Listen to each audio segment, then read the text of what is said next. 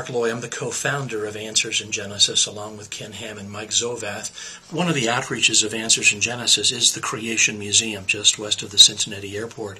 And for the Christians who visit, we want to equip them with answers to defend their faith, starting from the Bible's very first book. For the non-Christians who come by, we want to present them with the gospel message. But first, they do have questions about the accuracy and authority of the Bible. So as they go through the museum and get those questions answered, we're finding out that they're very receptive to our evangelistic message here. One of the latest things we've added to our museum grounds is the Johnson Observatory.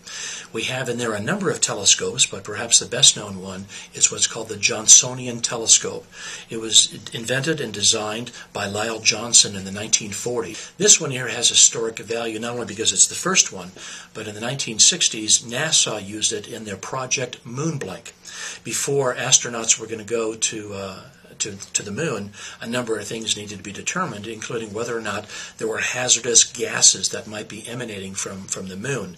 And so this telescope, which is now in our Johnson Observatory, detected that there were no hazardous gases, and it was one of the reasons we sent men to the moon in the late 1960s. We're in the Johnson Observatory of the Creation Museum, and this is the original Johnsonian telescope.